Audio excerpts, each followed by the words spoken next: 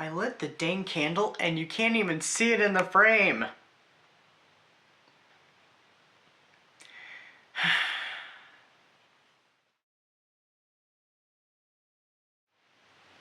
Hi, I'm E.D. Lewis and welcome back to my channel, and today is the start of announcement videos for the Gothic Hearts Reading Challenge. I hope mine's not the first one, but I usually do my videos on Saturday, so I'm hoping this isn't the first one. The Gothic Hearts Reading Challenge is created and headed by Regina at Regina's Haunted Library, so if you're not subscribed to her or any of the co-hosts, please subscribe to each and every one of them, and also please consider subscribing to this channel as well. So who is involved in the Gothic Hearts? So we've got Regina herself, of course. We've got author D.L. Tillery, the Mistress of Horror, Elizabeth Sagewood, Dahlia de Winters, and Aphrodite Lee. So this year we have 8 prompts, and I'm going to get to the prompts in just a moment. Real quickly, I want to make a quick side announcement. I have a name for my little new skull friend here. His name is Desmond. And yes, I did take that from Dark Shadows because later in the show, when we get to 1840, there's a character named Desmond Collins. So, yes. So, of course, I gotta go with something Gothic. So I need to decide where to place him in the library. Of course, that will change probably in March. So, but anyway, also, I will not be doing recommendations in this video. I don't know if I have really any recommendations. Maybe I'll do a short or something at some point between now and the end of the month. Between now and the start of next month, sorry. We'll see what happens. Okay, so prompt number 1 is Shadowed Hearts. Read a Gothic book, short story, poem, your choice, featuring a dark romance, which I have a pile of possibilities, and I'm going to talk about that actually after I cover these prompts. Number 2 is Dear Mina. Write a Victorian-style letter on fine stationery, pen and ink, with a wax seal and send it to a friend. 3. Dark Castle. Read a Gothic book, short story, poem, featuring a castle or mansion. 4. Ethereal Whispers. Create a Gothic-inspired mood board. 5. Hymns of Shadows. Read a Gothic book, short story, poem with a religious theme. 6. Gothic Sanctuary. Design a Gothic-inspired book nook, shelf, or reading corner. Share a picture. 7. Feasts of the Forgotten. I don't know why I'm having so much trouble saying feasts. Create a dish or drink inspired by Gothic literature. And number 8, Tales from the Crypt. Visit a real-life Gothic place, cemetery, castle, museum, house, etc., and make a short video photo essay chronicling your experience. Alright, so those are the prompts, and there's just a few reading prompts this year. It's mostly activities, but as Regina put it when she was when we were in discussion, it's low pressure. So if you can't get to something, or you don't know if you can do it, or whatnot, nothing to worry about. So this is all for fun. So it's not to be taken seriously. So here's my pile of possibilities, and I'll say prompts that they'll probably go with.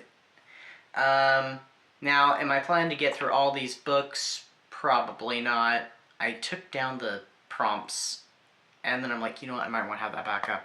So, number 1, and this one I had in mind, even for last year, then I kind of forgot, and I'm like, you know what, I want to read that this year. So actually, before prompts were even created, I had this book in mind, and I'm hoping there's not going to be too much glare. I have it in a protective sleeve.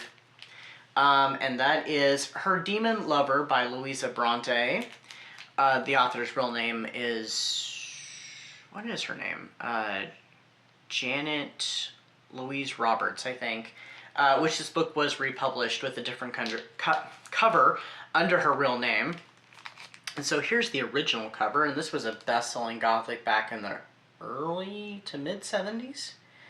And it's kind of a controversial because there is a Baphomet symbol right here, and you can't read it, but it says a Satanic Gothic.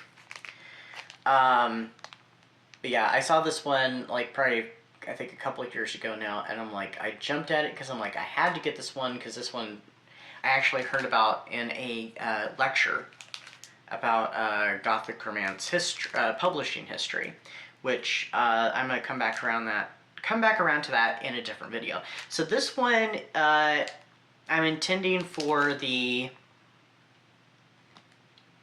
first prompt, Shadowed Hearts. So not sure if it'll work, but that's my intention.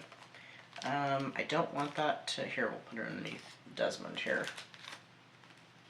All right, then I've also got this. This is in no particular order. So Werewolf Winter's still going on. It'll still be going on throughout February and most of March. I have this paperback Library Gothic from the 60s, I think. It's in a protective sleeve too. And it's called Gwyneth by Robin Carroll. And this is a werewolf story. I actually didn't know it was a werewolf till I'd read the back of it.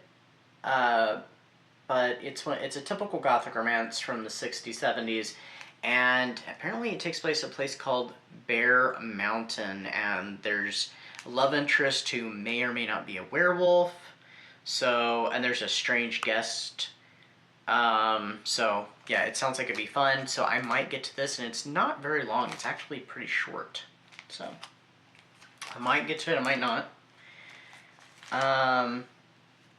Okay, so there's this one. I mean, that one might fit under Dark Romance too, I'm not sure. Or it could even fit under Castle, or under the prompt for a castle or mansion. Who knows, it might even fit underneath the religious theme, I'm not sure. So next I have this one. Now, I had actually started this not last year's Halloween spooky season, but the previous year. For 2023, I did not finish it. I was going to try and pick it back up in 2024. It did not happen, so I thought this would be perfect for Werewolf Winter and also for Gothic Hearts because this book is quite gothic and there's some romance to it, and that is The Wolfman novelization from the, was it 2010? I think it was 2010 when that movie came out. Yes, 2010. Novelization by Jonathan Mayberry. So, yeah, I didn't get through half of this, unfortunately. I was really enjoying it, though. It's been years since I saw the movie. I didn't really care for the remake, but, you know, after reading this and revisiting it, I may have a different feel. Actually, I was really enjoying the book, and unfortunately, I just had to put it down because I was, like, kind of falling into a slump with stuff, and, yeah, so maybe I'll get back into reading this, and I'll finish it, so we'll see what happens. Okay, this next one is on my Kindle. Actually, the last few are on my Kindle. This one is Dracula Bound in Blood. This one I'm definitely going to get to. Who knows, I might actually start with this one. Did I say the author? Dracula Bound in Blood by Morgan Black. This one I saw on social media, but I can't find where I saw it. But this one is a Dracula retelling as a dark romance. And it's a romance between Dracula and Jonathan Harker. Which I have to say, if you had proposed this idea to me a few years ago, I would have thought, that is a crazy idea. Why would you put Dracula and Jonathan Harker together? But I'm kind of digging the idea, and I'm very intrigued by this book, so I'm very much looking forward to it. Okay, so for that last book, I had some technical difficulties, so we're going to do it again really quick. Alright, so the last book I have picked out is House of Shadows by Chastity Bolin. It's a Victorian Gothic romance, not to be confused with the Darcy Coates book, which I have read, which is very good too, and would also fit because it's Gothic horror meets Gothic romance, and it's a pretty good book too. This one is the first one of Chastity Bolin I ever bought, and she does have, this is part of a trilogy, which this is the only book in the trilogy that I have on Kindle. She also has some other Gothics that are not part of the series, and I do have the full trilogy on Audible as well in a bundle that I got last year, so I'm going to be reading along if I get to this book with the audio. And then I do have a couple other things picked out. I have a couple poems that I'm going to read, because I'm not sure if any of these books will fit under the religious theme or not, if I get to all these books, which I highly doubt. So I have a few poems picked out, and I just was kind of skimming through the poetry I have on my Kindle, and I found some that might work, so we'll see what happens. I'm going to go ahead and read both of them.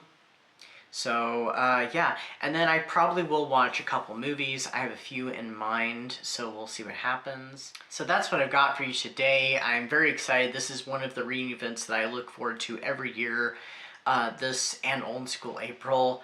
But yeah, this event is just very close to my heart because, you know, I'm a huge Gothic fan. I love everything Gothic. So yeah. But anyway, that's what I've got for you today. Stay safe, stay spooky, and happy almost Gothic Hearts. Until next time, bye-bye.